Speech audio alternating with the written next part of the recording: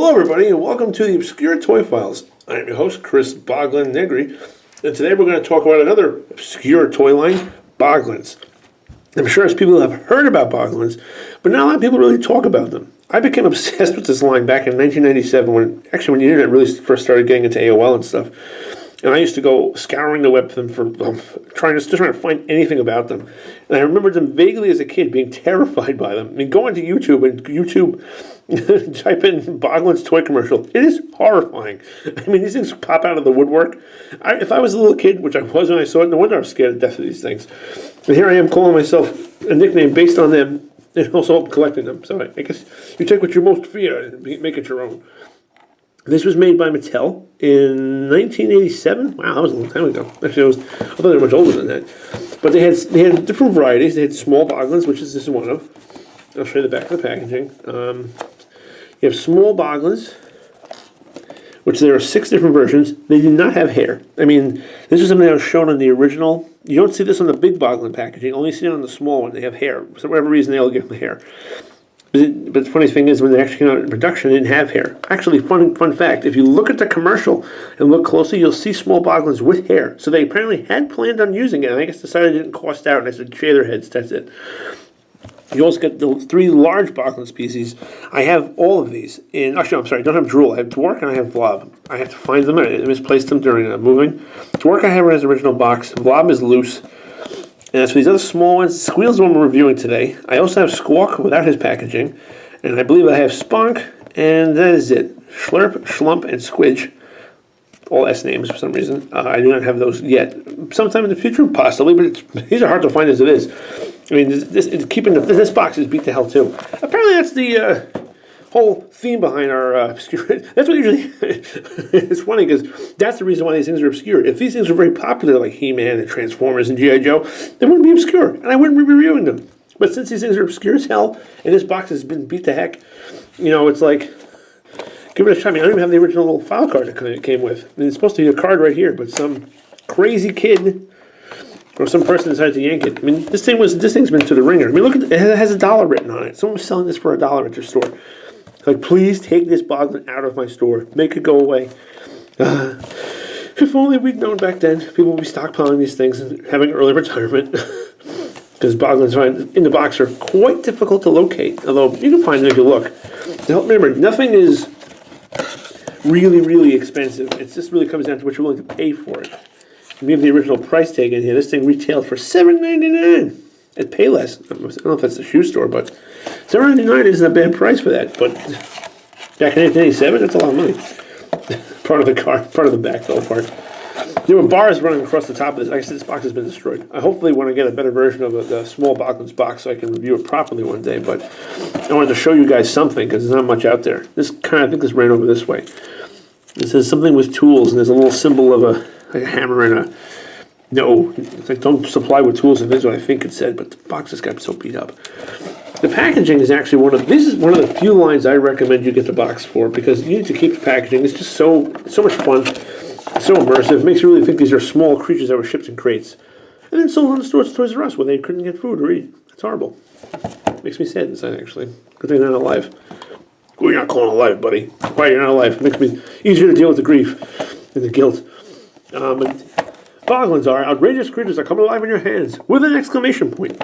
Notice the exclamation point. They were not effing around. They were being serious. But as for the packaging, since it's something worth reviewing, the name of the Boglin is located here, which is Squeel. It has like a little fake metal. None of this is raised. It's all flat. But it's made to look like a little metal thing with 2 nails holding it in place. Like this was supposed to be a crate that they built and slapped together to transport these things back from the bog where they lived. So I'll look at each side of the packaging because that's really where this box shines a lot. Now they actually put this is actually painted on. It's just plastic cellophane and they painted bars on it because all the small Boglins came in these window boxes. Let me see. So we look at the packaging here. It says handle with care. It helps me put my hand over it. See what it says? What can't you see? It says handle with care. And it also says beware, don't poke fingers through the bars. Well, that's good, but I can't poke my fingers through the bars because you painted them on. Thank you for letting me know. On the side of the box, it says the same logo thing right here. So you can see it says the same thing there. Also says do not feed, but the part was ripped out, so it says do feed. So, oh, okay. Well, I'm so glad that piece of paper was missing. It's an extremely rare creature. Oh, how right they are. They're so hard to find. This is where the bio information was. They all came with a little tag, and you can actually, the whole point of the small ones, you can actually pop them out, and there was a hole, so you could literally take a string and loop it around it and tie it to them as like a specimen tag if you wanted to. Unfortunately, somebody in 1987 decided to relieve us of the tag, so we'll never know what Squeel's information is. Unless I look it up on the internet later. Anyway, all right. It's also, again, extremely rare creature. We got to the first time. It says, caution, will eat anything. So maybe it ate the tag. I have no idea, but it's not there. So you basically have those two sides that say things.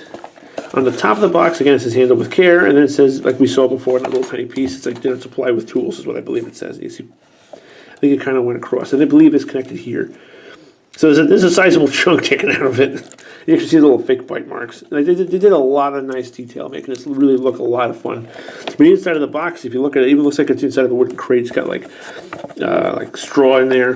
They use zip ties to hold them in place. One of the Boglins I got loose, which I'll review at some point in the future once I get them out of my storage area. They all came zip tied with these little things right around their wrists, and they were zip tied into it. It's like, I'm trapped. They won't let me out. Let me free. But they all had these little zip ties on them. And I had somebody who actually must have ripped this Boglin out of the box, zip ties and all, and then they never took them off. I remember buying it from him on eBay, and inside of his hands or his arms were actually ripped because they must have just torn it out. I went in with a thread and I stitched them up so he was actually one piece. Nothing else is in the box, as you can see. It's just kind of, it's so falling apart because this is one of the problems because this part is all open here and this is very thin cardboard. Once that goes, the structural integrity of this side of the box is just destroyed, and the whole thing is like flies. It displays open as soon as you try moving it. I have a foreign Boglin in one of these boxes that I'll review also. But basically, yeah, this is the box. Now the back of the box, that's where it gets even more fun because you have this whole big little thing. This was designed literally to look like it was a piece of paper that was scrolled out, and you just kind of nailed it. You see like the broken nails, like bends and stuff on the back of this. And it shows you a picture of the Boglins. I'll zoom in on it so you guys get a little look at it. You see Boglins in their natural habitat. Observing Boglins in their natural habitat. I don't know what the hell that is. Looks kind of like a beaver. Why is there a beaver in the water? He's freaking out. It's because they steal his lunch. That's my lunch. Bring it back. Well, the Boglins are hanging out, taking swims. They're having a good time. And so we ripped them out of their homes and threw them in boxes to sell to you kids. We're horrible, horrible people, humans. Horrible people. Okay, so let's look at these Bogologist field notes. I'll zoom in on this a little bit so you guys at home can actually read it on your own. And I'll read it to you so you guys can, sit back and relax. It says, Bogologist field notes. From this mysterious bog that time forgot, I shall name these creatures Boglins. I theorize that Boglins may be the missing link to human personalities. Missing link is quotation. Could it be that long ago, Boglins taught us how to laugh and cry, even how to love? I don't want to imagine loving Boglins in that way. This is kind of awkward. It's disturbing to me. Anyway, Boglins are very affectionate and each display their own distinct personality. May future Bogologists learn from these notes and go on to discover new things about this amazing species.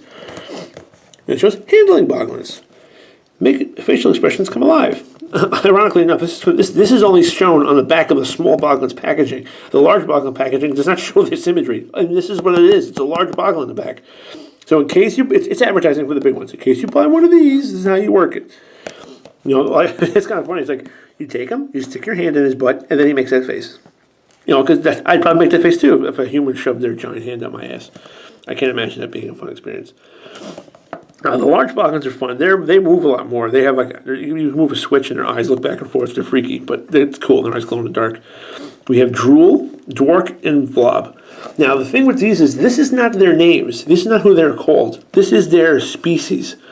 One of the things you learn from reading the tags, which of course we don't have, but I have other tags, is that basically they're divided up like scientific creatures, like they have a genus and a species.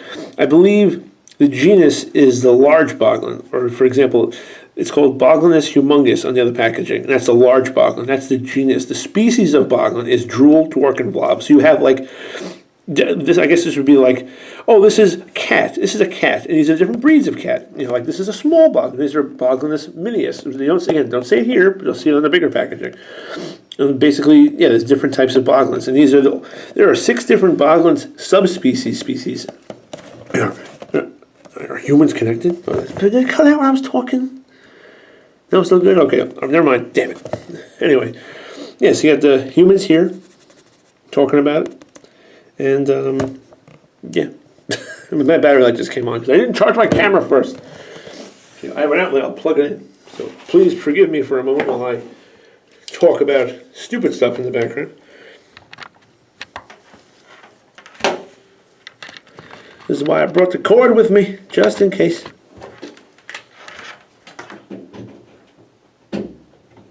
We in? We good? Maybe? Yes, we have power. Oh, wait, maybe we don't? We do. Okay. There we go. We're in. We're charging. We're good to go. I like to keep it real here at the Obscure Toy Files. No editing and cuts for me. We just roll with it. Do it as it is.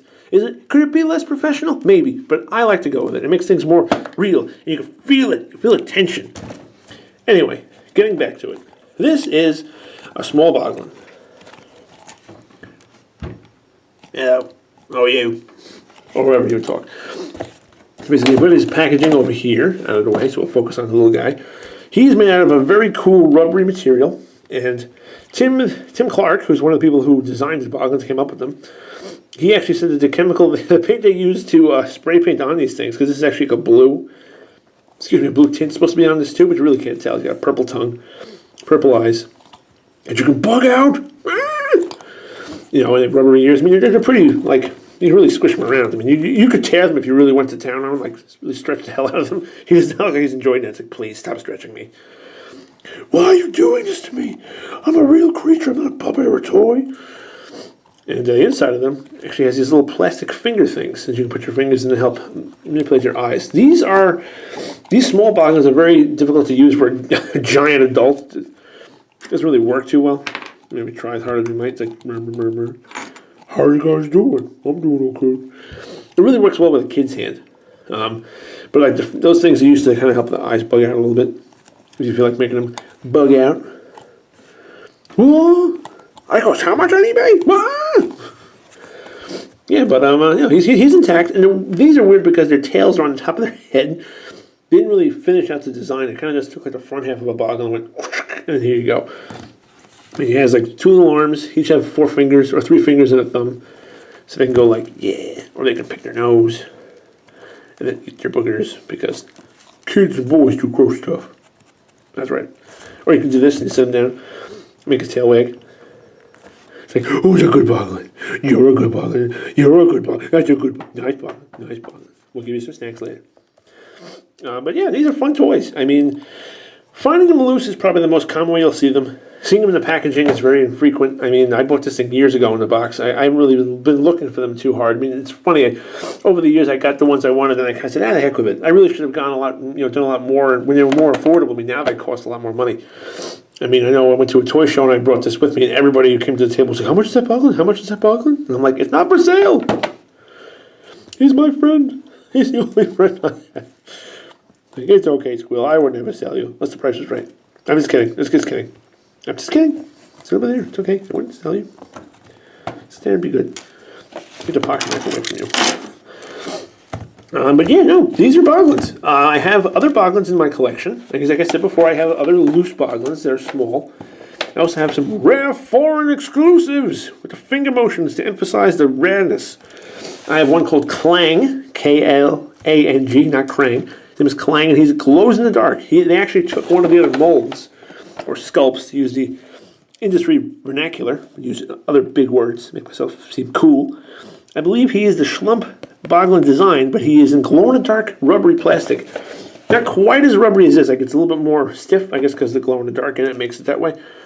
But it comes in a green box. Like, it's this box with green, bilingual packaging stuff all over it. So it's like in French and Chinese, French and Spanish, I think, in English. But I have that in the box, and then I have a Dwark with the packaging and his original file card. I also have one of the Halloween Boglins, which I'll review around Halloween time. I I have him with his box, not his file card, unfortunately. And I also have some soggy Boglins. I have Snish, who's a fish Boglin. That was even crazier. This line really started to go nuts once. I really wish it had kept going. I mean, you had these in the first release, and then their last assortment that came out in like '88, I believe, was they were called soggy Boglins. And those Boglins are like genetic, they're kind of like genetic hybrids. It's a Boglin crossed with a frog, crossed with a lobster. There's three of them. One's crossed with a frog, one's crossed with a lobster, one's crossed with a fish. I have all three of them in varying stages of condition. This lobster I got loose in the box, so I have his packaging. And Snish I got brand new, never opened in the box, like $60 years ago, but he came from like overseas, so he's in like multilingual packaging. But it's him. He's a lot of fun too. He has like a tongue that squirts water. Slobster has a claw that can snap. Slog has a tongue that whips out. And they're really cool. I'm totally going to get to them at some point too. Maybe we'll get into some of the soggy Boglins in summertime, because summertime water, it all connects. It's all part of the feel of summertime. Something like that. Anyway, all right, so we're going to wrap up this review as we're coming up on 16 minutes. And apparently I can babble on and on for about 60 minutes with any given thing I do. But yeah, no, these are Boglins. They're good toys. They're fun. And they're remarkably durable the amount of time that they've been around. I mean, this thing's come out in 1987. It's almost 30 years ago. And they're still in one piece for the most part. I mean, I've had them in varying degrees of condition, but you can get them in all sorts of ways. So go check eBay, check your local flea markets, check your local toy shows, and pick up a Boglin. Make it your friend. Give him a nice home to live in. Because Boglins need homes, right, Boglin? That's right. Who's a good Boglin? You're a good Boglin. You're a good Boglin. That's right. All right. So again, Chris and the Obscure Toy Files. We are saying goodbye and have a good night. Say goodbye, Squeel. Goodbye, Squeel. Everybody kept doing that. It wasn't funny years ago. It's not funny now. God. Turn off the camera. Do something constructive.